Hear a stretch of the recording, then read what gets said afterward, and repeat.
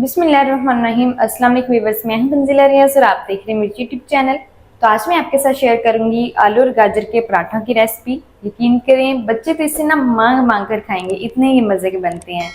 बनाने में बेहद ही आसान है, तो फिर देर किस बात की, चलते हैं अपनी मज़ेदार सी रेसिपी को बनाना स्टार्ट कर लेते हैं। बिस्मिल्लाहिर्रहमानिर्रहीम। मज़ेदार से गाजर और आलू के पराठे बनाने के लिए ना सबसे पहले तो हमने जो लिक्विड बैटर है ना वो रेडी करना है। उसके लिए यहाँ पर मैंने एक मिक्सिंग बोल ले लिया है। सबसे पहले हम इसके अंदर शामिल कर देंगे आधा कप गाजर। अच्छा, यहाँ पर ना मेरे पास एक मीडियम साइज की गाजर थी, जिसको ना मैंने बारीक होल वाले ग्रेटर से अच्छी तरह से फाइन ग्रेट कर लिया है। आपने भी इसको फाइन ग्रेट करके ही लेना है। साथ ही उसी कप से मेजर करके हम इसके अंदर आलू भी शामिल कर देंगे, आधा कप। अच्छा, अगर आपके पास मेजरिंग कप ना हो तो आप यहाँ पर छोटे साइज का ही आलू ले लीजिएगा और छोटे साइज की ही गाजर ले लीजिएगा और इसको ना बारीक होल वाले ग्रेटर से ग्रेट कर लीजिएगा। ये देखिए, मैंने ना इसको बिल्कुल बारीक होल वाले ग्रेटर से ग्रेट किया है। मीडियम होल वाले ग्रेटर से आपने इसको ग्रेट नहीं करना है, नहीं तो जो आपके पराठे हैं ना वो टूट भी सकते हैं। साथ ही शामिल करेंगे इसके अंदर थोड़ा सा धनिया बारीक कटा हुआ, थोड़ा सा धनिया शामिल कर देंगे। और इसी के साथ हम इसके अंदर शामिल करेंगे 1 टीस्पून कुटी हुई लाल मिर्च, 1 टीस्पून ही शामिल करेंगे नमक। अच्छा, नमक और मिर्च ना आप अपने टेस्ट के मुताबिक एडजस्ट कर लीजिएगा, जितना भी आप तीखा पसंद करते हो। इसी के साथ ही हम इसके अंदर शामिल करेंगे फाइन आटा। तो यहाँ पर ना मैंने 1 कप आटा लिया है फाइन, और इसको ना मैंने अच्छी तरह से पहले छान लिया है। अच्छा, यहाँ पर ना मैं मेजरिंग कप का इस्तेमाल कर रही हूँ। अगर आपके पास ये कप ना हो तो घर की कोई भी कप या फिर कटोरी वगैरह आप सेट कर सकते हैं। उसी कप से हम शामिल करेंगे पानी। चलें जी, 1 कप हमने फाइन आटा शामिल किया है, तो 1 कप ही अभी तक हम पानी शामिल करेंगे और कुछ भी शामिल नहीं करेंगे।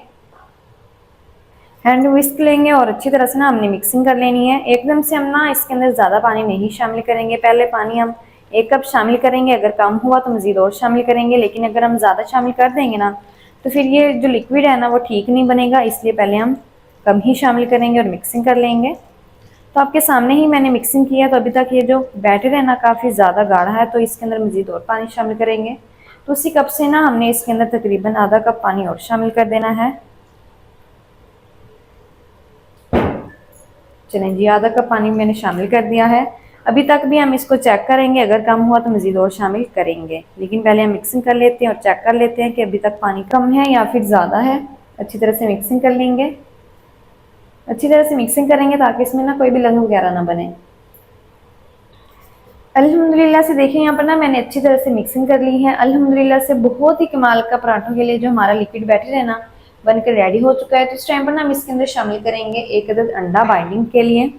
चलें जी, 1 अदद अंडा बाइंडिंग के लिए शामिल कर देंगे। अच्छा, यहाँ पर ना आप 2 अंडों का भी इस्तेमाल कर सकते हैं, आपकी अपनी मर्जी है। अंडे से जो बाइंडिंग है ना बहुत ही कमाल की आएगी, इसलिए मैंने शामिल किया है। और साथ ही साथ ना ये अंडा जो है वो काफ़ी हेल्दी भी होता है। अच्छी तरह से फिर से हमने इसकी मिक्सिंग कर लेनी है।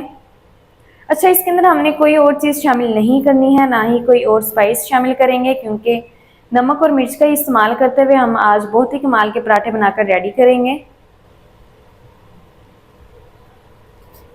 तो देखिए, यहाँ पर ना अल्हम्दुलिल्लाह से मैंने ना अच्छी तरह से मिक्सिंग कर ली है और लिक्विड बैटर ना मैंने बनाकर रेडी कर लिया है पराठों के लिए। तो मैं ना आपको इसकी जो कंसिस्टेंसी है ना वो भी चम्मच की मदद से चेक करवाती हूँ। ये देखिए, बिल्कुल इस तरह से आपने भी बैटर बनाना है, इस तरह से ही कंसिस्टेंसी इसकी होनी चाहिए। ये देखिए, एक लेयर आ रही है ना चम्मच के ऊपर, तो इसका मतलब जो हमारा बैटर है ना बहुत ही कमाल का परफेक्ट किस्म का बनकर रेडी हो गया है।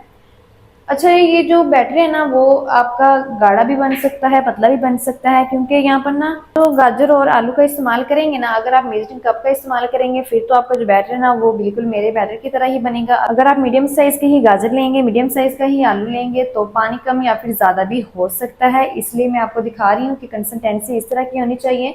बाकी पानी को कम या फिर ज़्यादा आप अपनी मर्जी से कर लीजिएगा, जिस तरह से भी हैंडल हो सके, लेकिन बैटर इस तरह का ही होना चाहिए। मैं दोबारा से आपको इसकी कंसिस्टेंसी दिखा देती हूँ ताकि आपके लिए आसानी हो जाए। ये देखिए, बिल्कुल इसी तरह का ही आपने भी बैटर बनाना है। अल्हम्दुलिल्लाह से बहुत ही कमाल का जो लिक्विड बैटर है ना हमारा पराठों के लिए बनकर रेडी हो गया है। तो इसको ना करते हैं जल्दी से साइड पर, और पराठों को बनाना किस तरीके से तमाम तरीका मैं आपके साथ शेयर करती हूँ।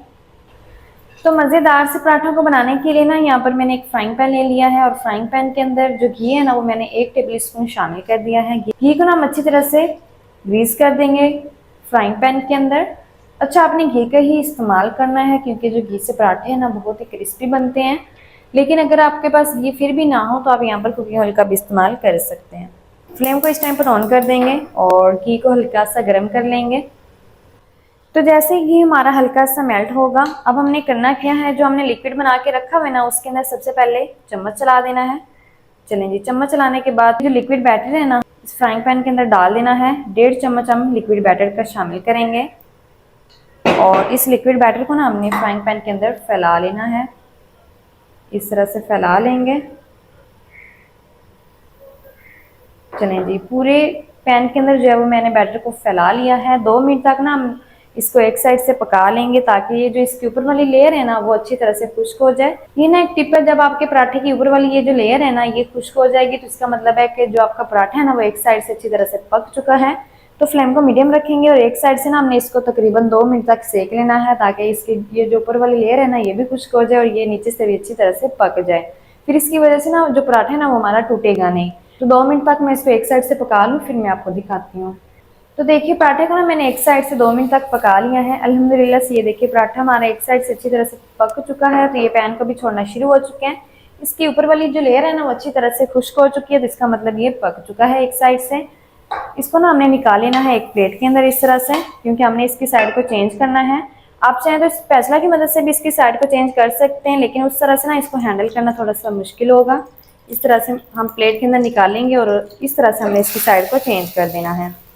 तो बहुत ही इजीली इसकी साइड इस तरह से चेंज हो जाती है। स्पैचुला की मदद से अगर हम इसकी साइड को चेंज करते ना तो वो टूट भी सकता था पराठा, इसलिए मैंने ना इसको इस तरह से चेंज किया है फ्लिप करके। आपकी अपनी मर्जी है, जिस तरह से आपको इजी लगे आप इसकी साइड को चेंज कर लीजिएगा।